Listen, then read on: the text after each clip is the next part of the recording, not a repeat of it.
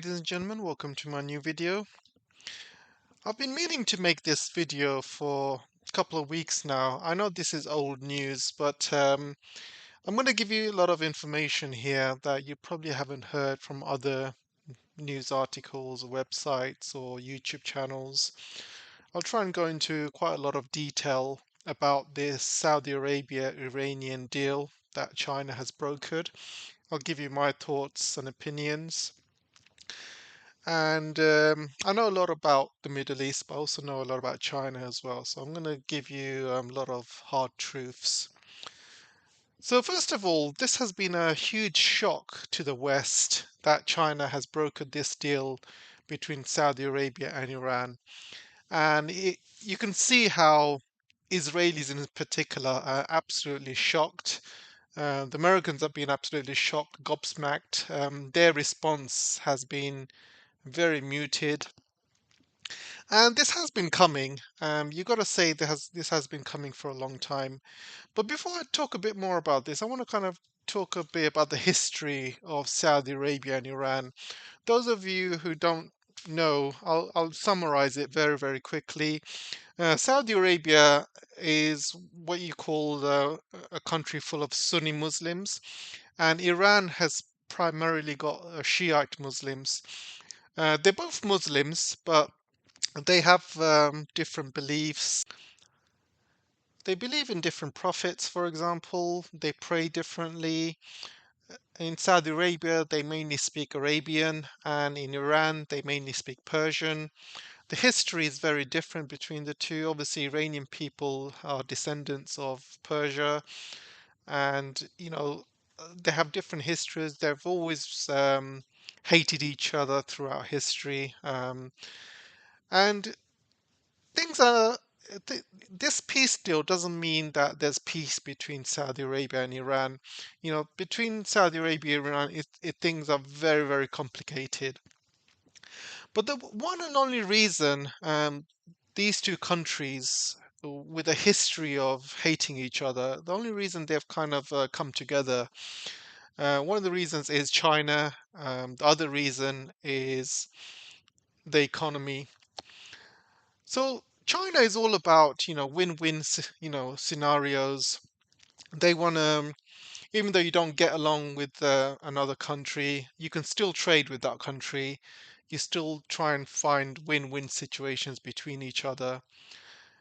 10 years ago, Saudi Arabia would never ever, you know, have this kind of peace deal with Iran because 10 years ago things were very different, even 5 years ago. But the last 5 years or so, things have changed a lot.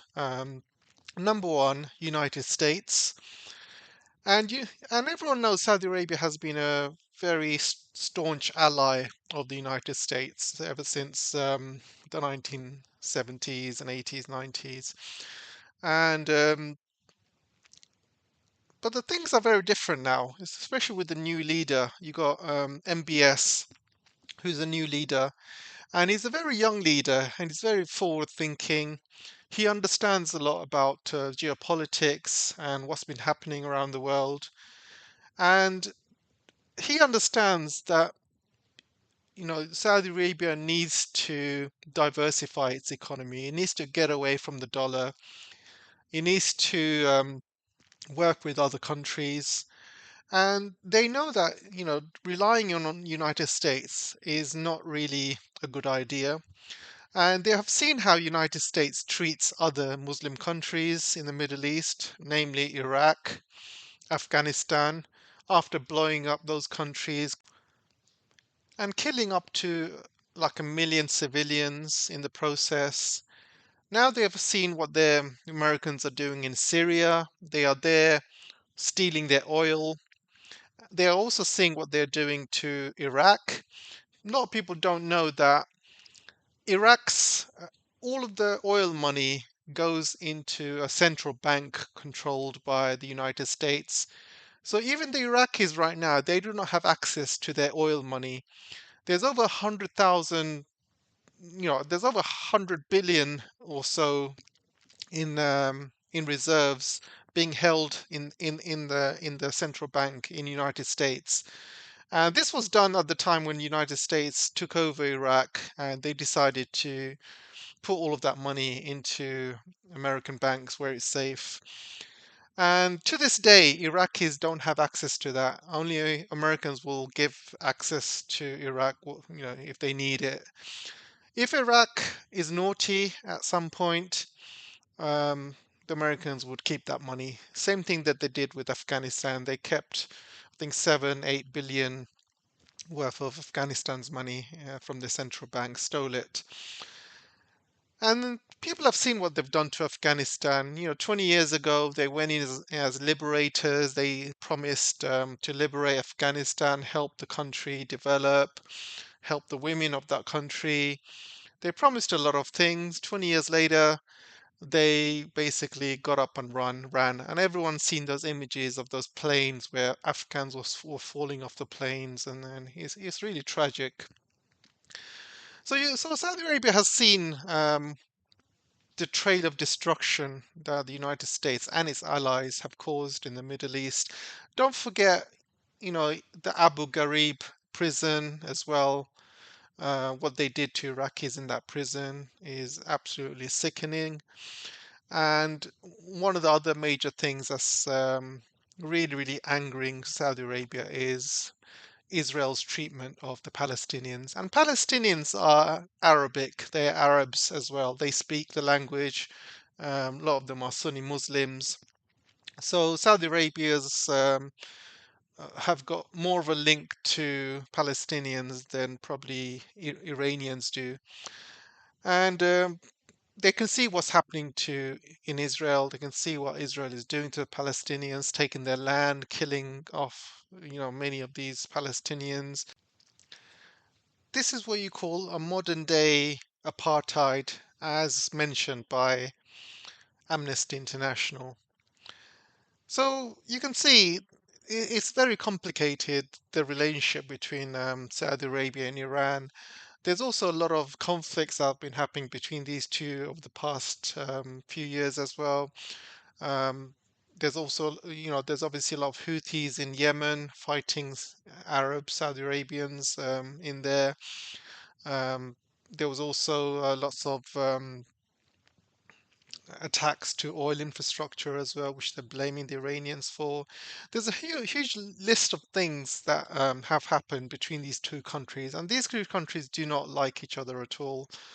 Um, Saudi Arabia has also been supporting Iraq during the Iraq-Iran war and things like that. So I'm not going to go too much into the history, but the point is these two countries do not like each other.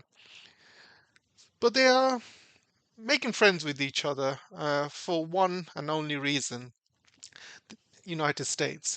And they have seen that United States is basically picking off these Arab countries one by one. First, it's obviously first it was Iran back then between the Iraq-Iran war. Then it was Iraq. Then they went after Syria. United States has been the reason for many Arab Springs, color revolutions happening in the Middle East. They are one of the main reasons for the Yemen war, which they pushed Saudi Arabia to this war. I can name a lot, but basically, United States has been the main reason for all this instability in the Middle East ever since the 70s, 80s, 90s. A lot of it has gone to mainly the Israeli lobby, and the Israelis basically after the war with the Arab states in the 1960s, they decided, their strategy was to divide the Middle East. So they do not want the Middle East to come together and fight Israel again, like they did in the 60s and 70s. So what they decided to kind of split the Arab states and cause infighting, cause a lot of instability between these states. And this allowed Israel to flourish while the rest of the Middle East just burns. And this was their strategy. They know that the Middle East, especially the Arab states, have got huge reserves in oil. And they knew that if all of these Arab states sold all of their oil, they would be the richest countries in the world. They would be the superpower. The Middle East would be the superpower if they all sold their oil, made a lot of money, all got together, invested that money in their own countries, infrastructure, developed their own country.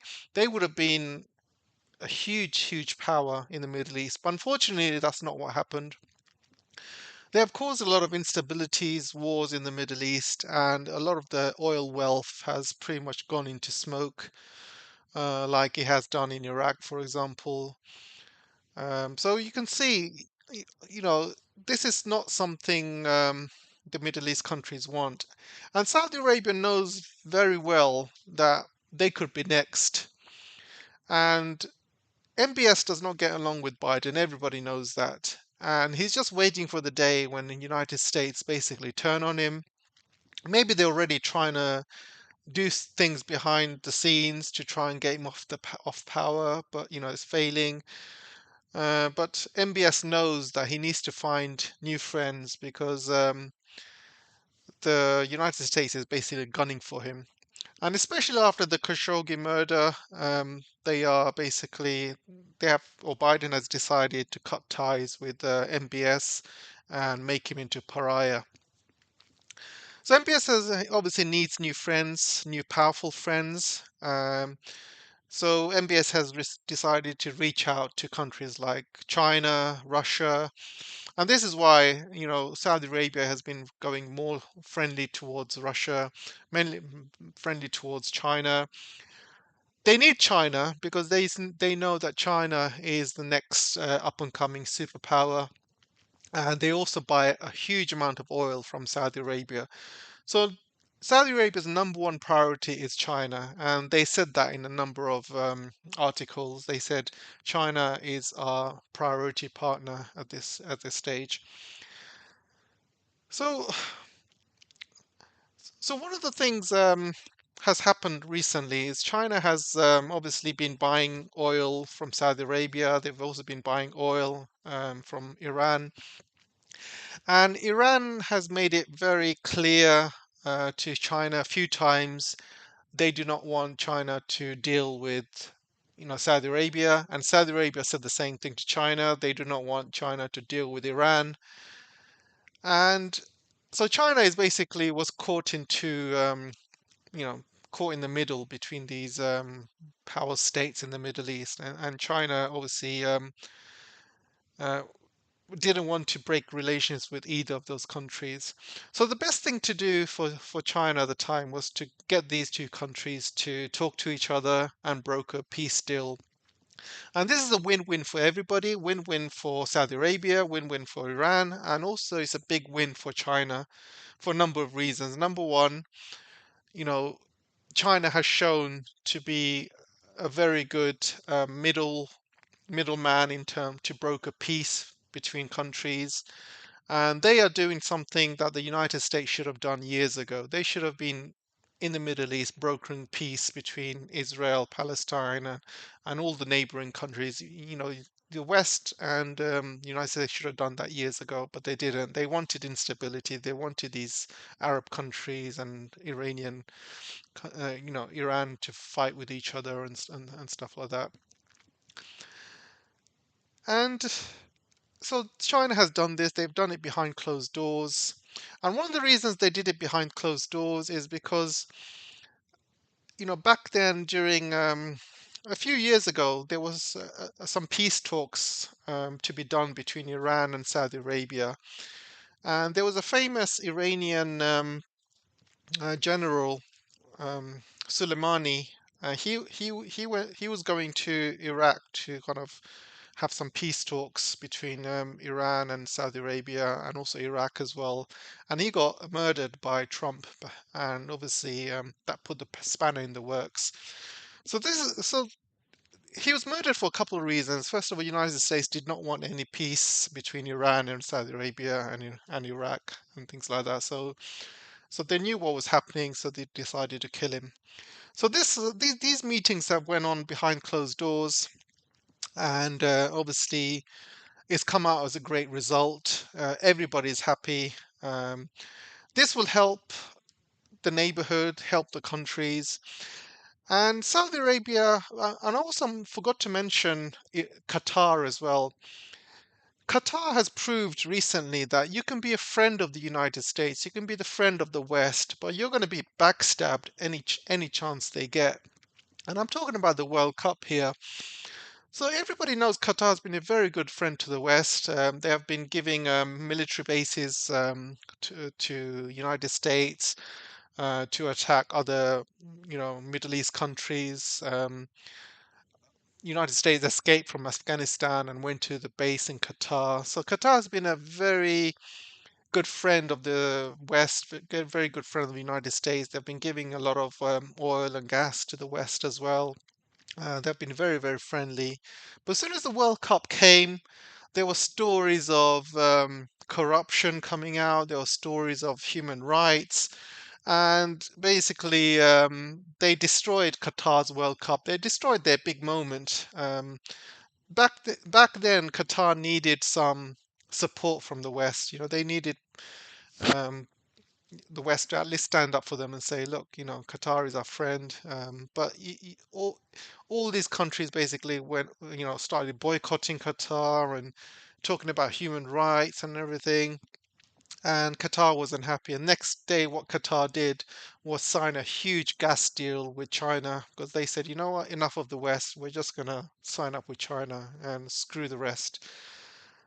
So obviously, MBS and other, Arabian and Persian people have seen this, and I'm also talking about the Kurds as well. Kurds have been pretty much been abandoned as well by the United States, and they're not a country to be trusted. So what will mean what will this mean between Saudi Arabia and Iran? First of all, I will talk about Iran. For Iran, it'll be great because Saudi Arabia will start investing in Iran. They will start helping them develop their oil fields, gas fields. And the most important thing is they will help provide Iran some security. Before this deal, Saudi Arabia allowed Israel to fly over its airspace for free. And what Israel could have done is they would have flown over Saudi Arabia and bombed Iran, bombed their nuclear sites and come back. But now, since this deal, that route is closed for Israel now. Saudi Arabia will not allow Israel to fly over its airspace to attack Iran. So that's a good thing for Iran. So what does it mean for Saudi Arabia? For Saudi Arabia, it means a couple of things. Obviously, that the same reason many countries get together. Your enemy and their enemy is basically makes you a friend. So what I mean is, if I'm in a room and I'm sitting with somebody I don't like, and I'm just sitting there talking to them, even though I don't like them, I hate them in fact, and then somebody walks into the room with a knife and they say, "Look, I'm going to kill both of you." So what do you think I'm going to do? I'm obviously going to work together with this guy who I don't like, but we're going to join forces and take out this guy with a knife because both our lives is at stake. So even though I don't like the guy, we're going to basically work together to bring down this guy who's got a knife in his hand. And this means both of us survive, and the guy with the knife has got less chance of killing both of us if we work together. So that's the same thing. The enemy of your enemy is your friend, basically. So this is purely going to be for economic needs between Saudi Arabia and Iran. Uh, the most important thing that people don't realize is there's a huge Belt and Road scheme going on. And there's going to be railway lines going via Iran, via Saudi Arabia. So these two countries will have to be working together for the BRI, and this will help bring about better economic fruits for both countries. And also, China has also said to Saudi Arabia, if you we are your number one priority, as you said, but you have to basically work with us and just listen to us, work with Iran, have a win-win situation, develop good relations, develop the Middle East, become, learn to work with each other, become strong, become independent, and get away from United States, because these guys are not after your best interests. You have to look after your own best interests, and your best interest is to basically make friends with your neighbors, trade with them, make money, become as most powerful as you can, make friends with countries like China and Russia, and not rely on United States. And this is what's happened basically. So they've shaked hands because there's a lot of mutual understanding, mutual cooperation. So Kissinger has basically said that this China broker deal between Saudi Arabia and Iran is basically Riyadh is playing off Washington and Beijing for the sake of his own security. Well, you have to understand Kissinger's a very old man. So maybe this was true back in the day. Back in the day, Saudi Arabia was a very different country. MB, MBS's father and basically his ancestors who were ruling the country before he was even born. So things were different in Saudi Arabia back then, but now things are very different with the new leader, MBS. He's obviously a young leader. He knows about the world. He's very educated. He's not stupid. So Kissinger, I think he's got this wrong. I think MBS knows exactly what he's doing, and MBS knows the future is not United States. The future is China and the global south, and this is the way he's going. So Kissinger obviously, he times have changed since when he was obviously running around the Middle East and things like that. It's not the same as it once was. Things are very, very different, and also the US is not to be trusted now, and also the US is very close to collapse as well with the banking crisis that's happening. The dollar is totally out of control. There's a de-dollarization happening. So the world is completely changed compared to what Kissinger remembers. So how does this affect Israel? So obviously Israel is very shocked. Netanyahu, who's come back into power, is not really liked by all of the Arab countries, all of the Middle East. In fact, nobody likes him. And Saudi Arabia definitely doesn't like him, and especially what he's doing to Palestinians. So there was supposed to be some sort of deal with Israel and Saudi Arabia to have some sort of railway link linking Saudi Arabia um, and Israel and into the Mediterranean. They were supposed to have some sort of understanding and sign this deal.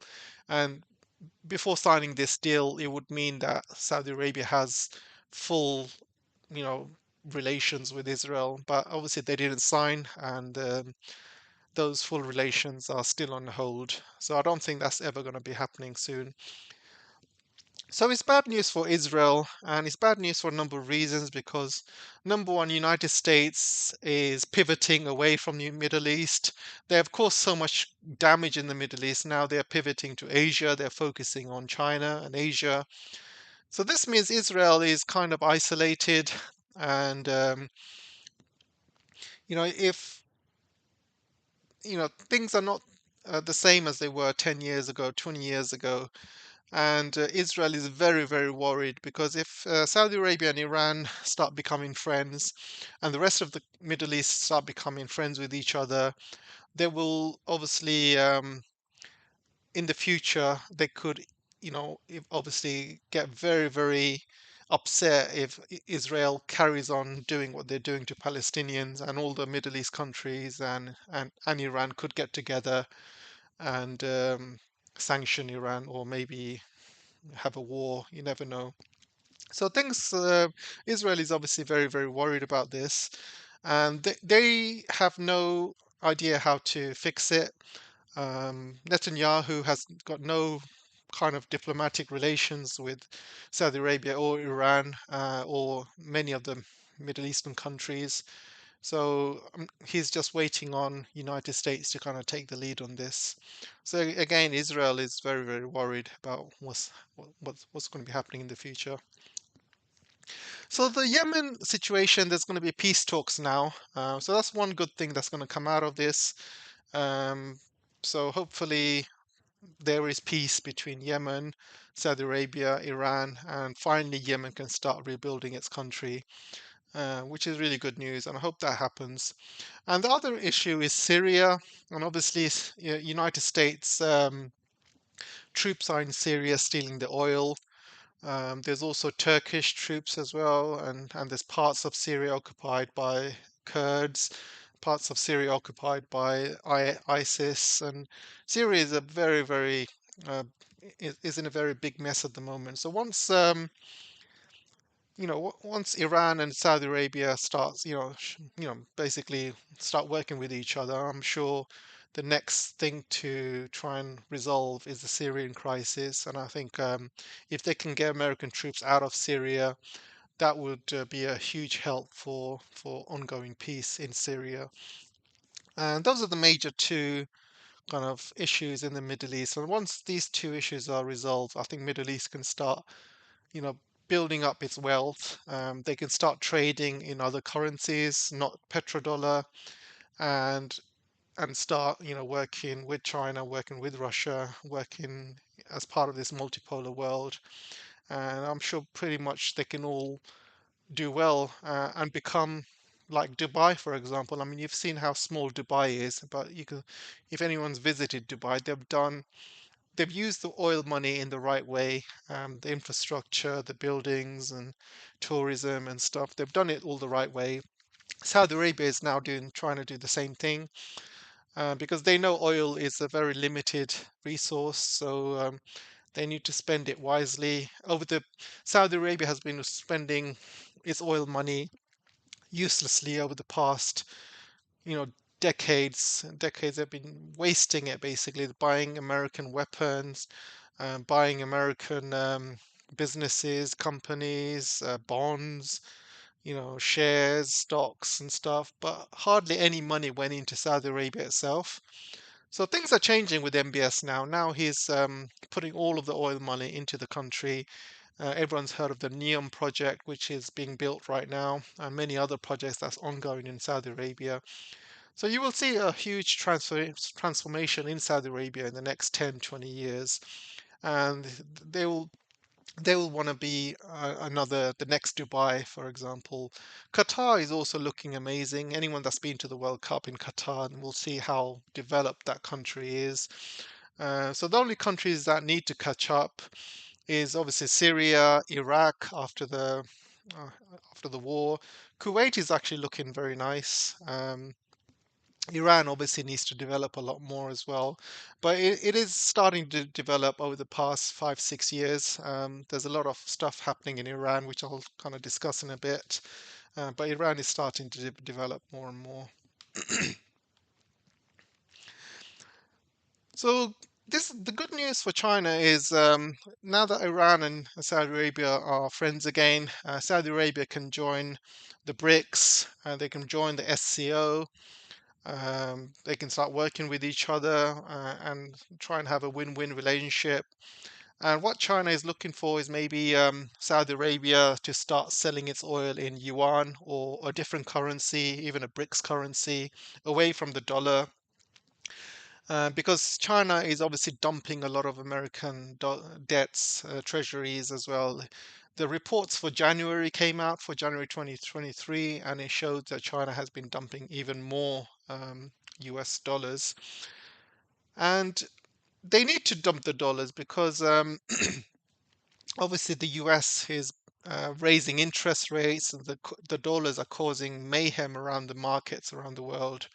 It's causing absolute mayhem. So China does not want to depend on the dollar, and plus you know that with the Russian-Ukraine conflict, you know that United States can easily take these dollars away from China at any point and do the same thing to China as they did to Russia and steal all those from the central bank. So China does not want to have be in that situation. So the more they diversify, and if Saudi Arabia can sell oil in yuan, China does not need to hold so much dollars in their central bank. But one of the reasons China has to hold so much money in the central bank is because they need that money to buy goods. They needed to buy gas, they needed to buy oil, because most of it is sold in dollars, petrodollars. They also needed to buy other commodities as well, and which is also sold in dollars. So they need that, and they also need the dollars to keep their currency low as well, because when you have huge amounts of US dollars, your currency is kind of remains low, and which is good because China is mainly an export country, and you, as an export country, you want your um, currency to be low because that means you can sell goods cheaper elsewhere. While the American dollar is very expensive, if you buy goods from America right now, it's very, very expensive. But if you buy it from China, it's very low. And this is how economics works. So there's many reasons that China is holding these dollars, but slowly over time they are dumping more and more dollars because they're going to need it less and less. So once they start trading with Saudi Arabia in yuan, you'll see China accelerating this drop of the US dollar. So let's talk about Iran. Iran is there's huge potential in Iran. Iran has been sanctioned for decades now, and Iran still needs to be developed like the rest of the Middle Eastern countries. So Russia has basically agreed to help Iran with its oil fields, gas fields. They said they've reached a 40 billion deal to develop Iran's infrastructure and gas and oil fields, which is great news for Iran, which means they'll be able to sell more gas and oil around the world and make more money. And also they do not need to sell it in dollars. They can sell it directly to China and India with their own currencies. They do not need to sell it as dollars. So Iran is not tied under US's strings, basically. So there's a lot of deals happening with many countries that Iran is doing, and recent one of its neighbors, India.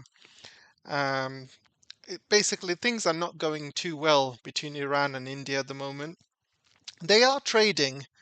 But Iran has not been very happy with India for a number of reasons, which I'm going to go into. Number one, recently the Iranian foreign minister cancelled a trip to India because India was showing a clip of the protests that was happening in Iran. So they were showing these clips, and Iran basically said, "We cannot turn up to this meeting. You have to get rid of this clip." And the Indians refused to get rid of it. They said, we can't get rid of it." And so the Iranian foreign minister cancelled his trip to India. And also um, recently, you know, when Trump basically threw out the JCPOA and tore up the agreement, Iran and India were developing a Chabahar port together. And soon as Trump started putting all the sanctions on Iran, India basically complied, and they basically complied with the sanctions and stopped investing in the Chabahar port. And recently, India started investing in the Chabahar port again, but Iran is basically saying, you know, why is India not following the same West's rhetoric against Russia, but why did India listen to the United States when it came to us and not listen to the United States when it comes to Russia? So it's kind of like double standards according to the Iranians. So this is why Iranians are not very happy with the Indians. They feel like they are two-faced, as you would say. Um, so they do not trust the Indians at the moment, and they know that India is going more towards the United States, and less kind of less towards us. And Iranians feel that they have been abandoned by India because India wanted to follow a relationship with the United States. And they could understand that, but obviously things are different because they've seen how India has been reacting when it comes to placing sanctions on Russia. And Iranians are saying, why are you, you know, not placing sanctions on Russia, and why did you place sanctions on us? Why, why are you treating them differently and treating us differently? So the Iranians are obviously very, very upset about this, and they feel like they cannot trust India at the moment.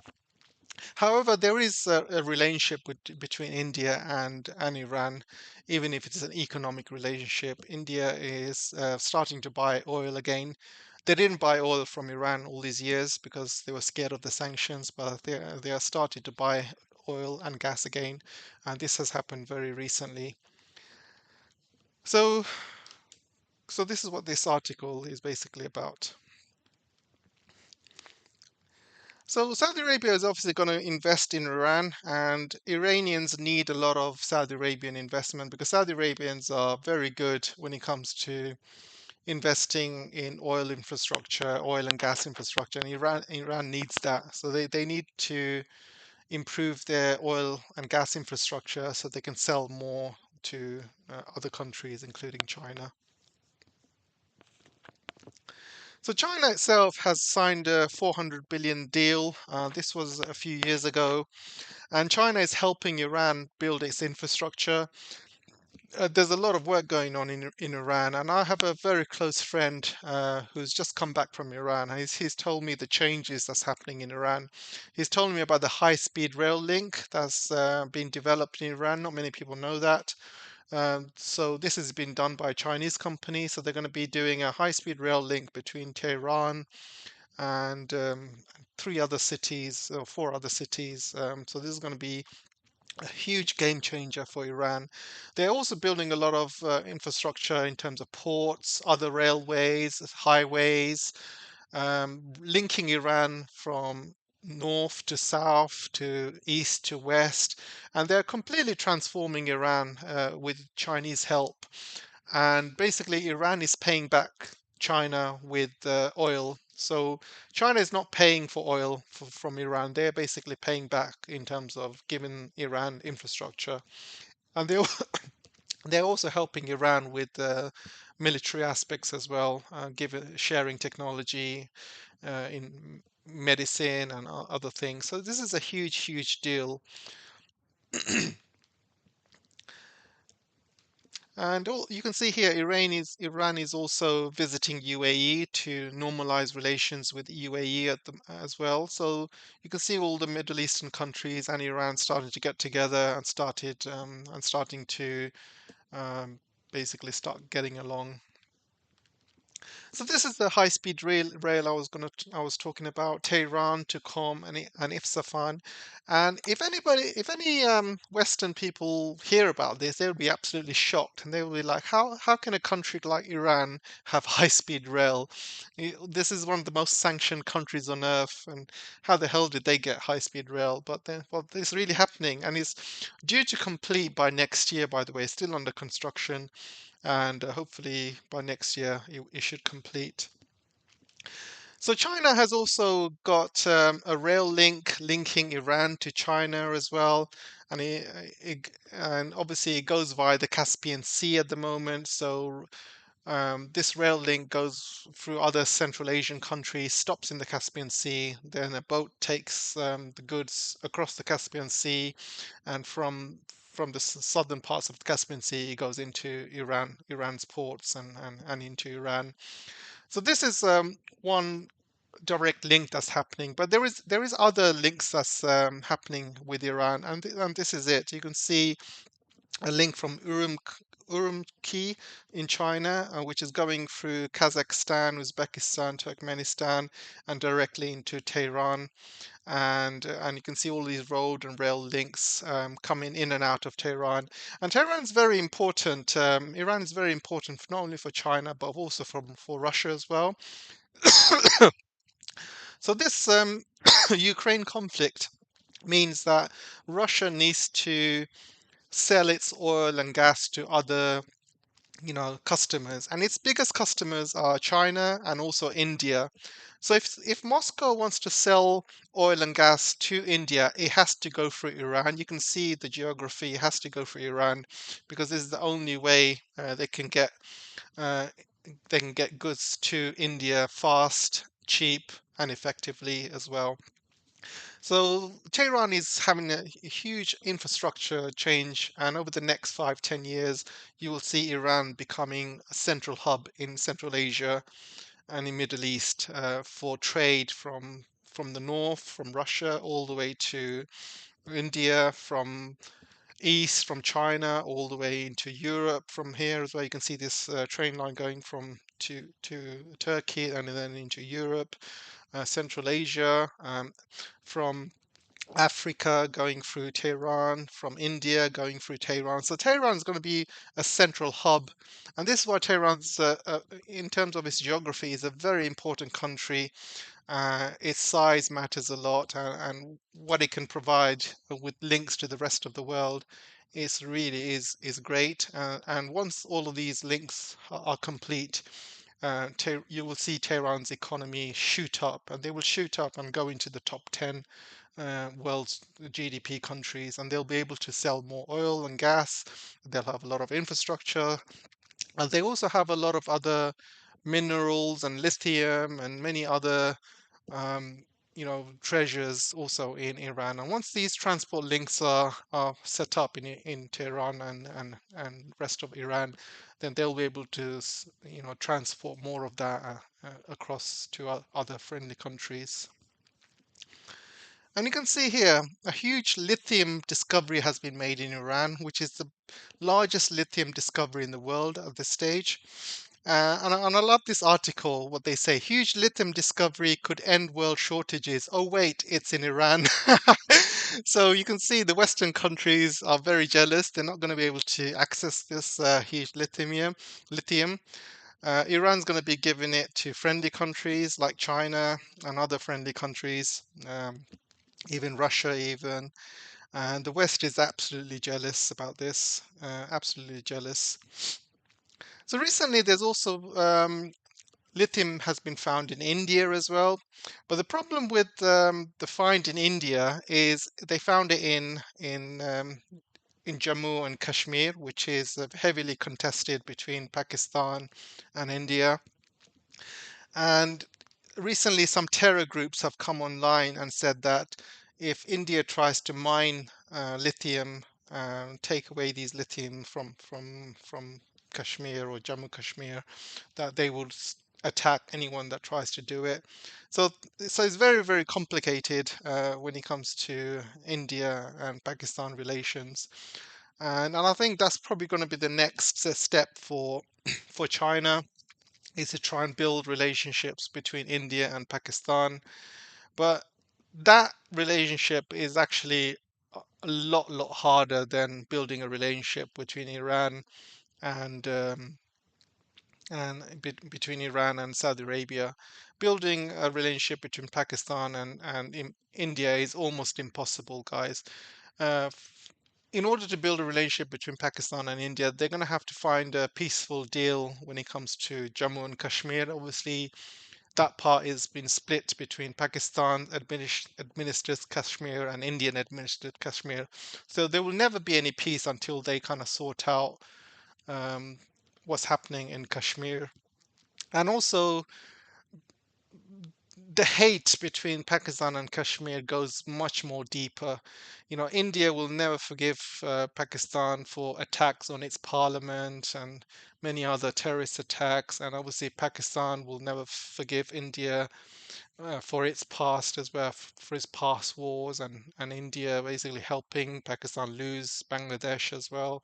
So there's many recent issues between these countries, and I think having peaceful deal between India and Pakistan is probably a bridge too far for China, and it's probably going to be way too complicated for this. But end of the day, having a deal between Iran and Saudi Arabia is still a good start. and let's hope this relationship flourishes and they can trade and develop each other and help each other, and trade with each other, make money, and become uh, a regional power. So that's all I wanted to say, guys. Hopefully, it's been quite educational for you guys. So let me know what you think, and I'll see you in the next video. Thanks a lot. See you soon.